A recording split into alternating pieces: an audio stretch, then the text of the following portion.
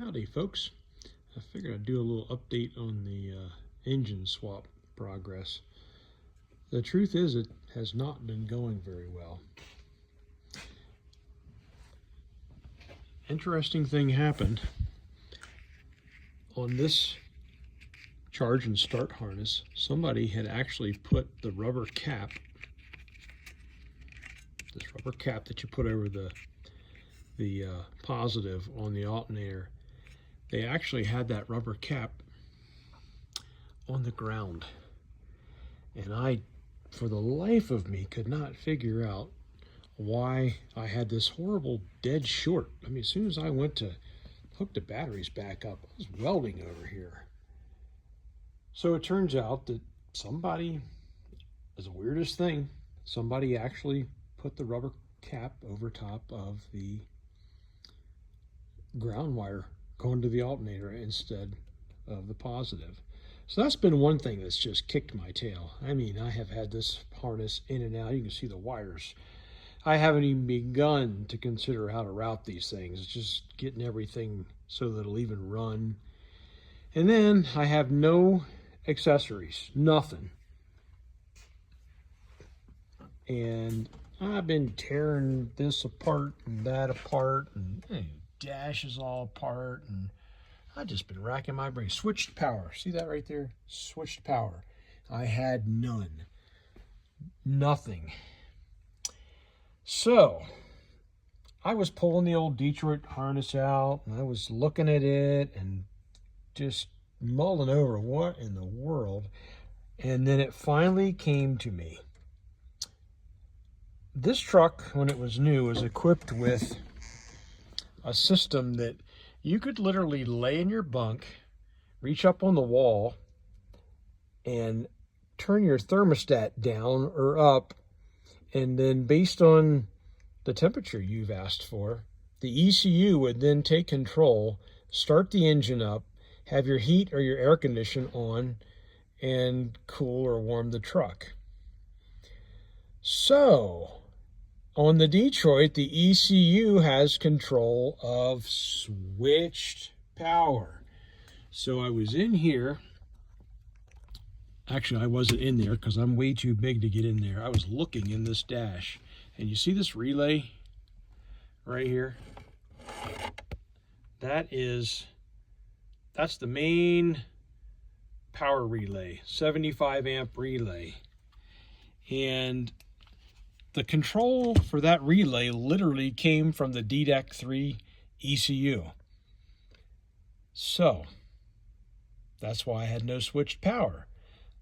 Fortunately, I was able to dig around in this spaghetti of wires, find a plug that I unplugged, and then plugged into that main power relay, and that made it just like any other truck. So I'm real pleased about that. Now,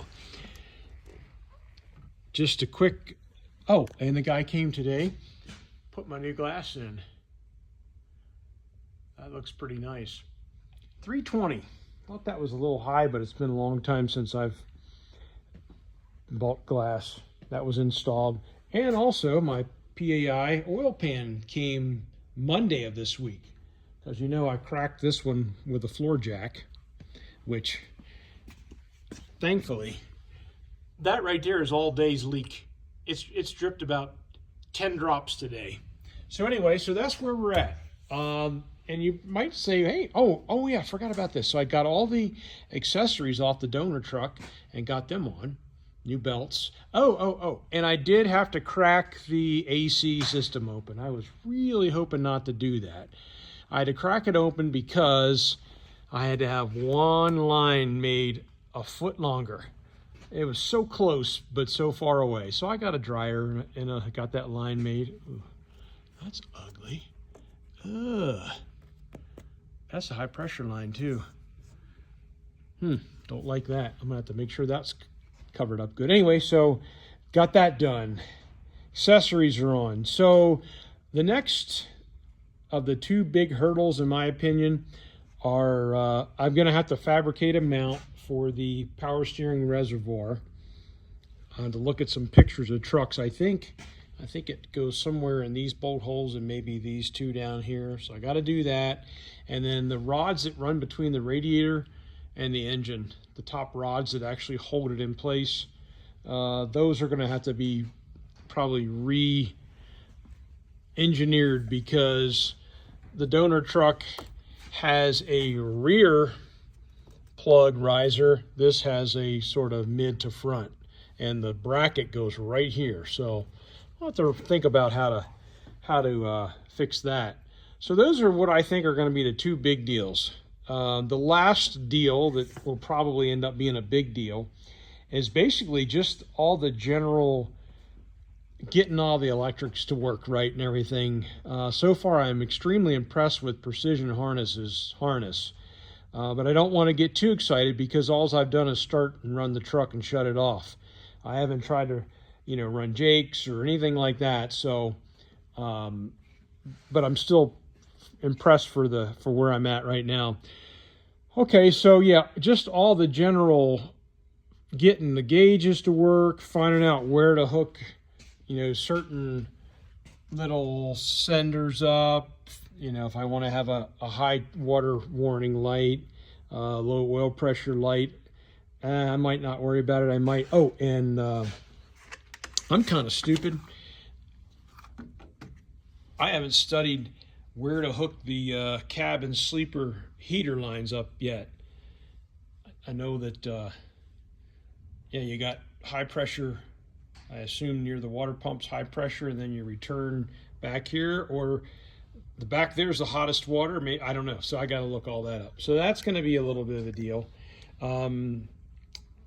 This engine sits exactly the same place in the chassis as I call it the donor truck. The accessories and stuff came off of my buddy John's truck. It sits exactly the same place, which means the coolant lines and elbows and all that should work just fine. I harvested the fan and the shroud off of it, so that should all fit in here perfect, because it's the same dimensions. So there's a lot of things looking good, and still a lot to do.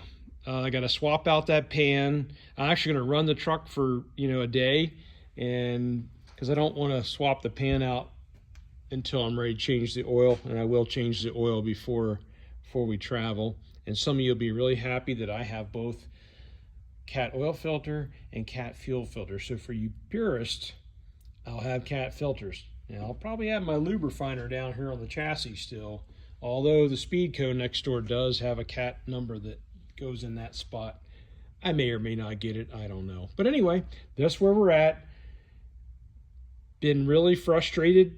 Been a lot of hours spent down in this area right here.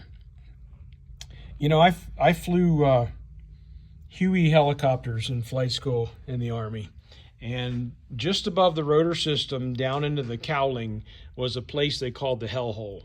And if you dropped a wrench or something down in there, it was horrible. It was really hard to get it out. It was greasy and oily and nasty. Well, I tell you what, this is the Peterbilt 379 version of the hellhole. Is this mess down here where the starter wires, the ECU wires, the charge and start harness wires, a 150 amp circuit breaker. There's all this stuff stuffed right in here between this engine block and this frame rail. It's not fun working in there. You lose the skin off your hands down in that area there. So, hard to fly on me. Anyway, I think I've rambled enough. So I'm going to finish out this video and try and get it posted up this evening when I'm back on Wi-Fi. Now, alrighty, we'll let you know when we're doing something exciting again. Out of here.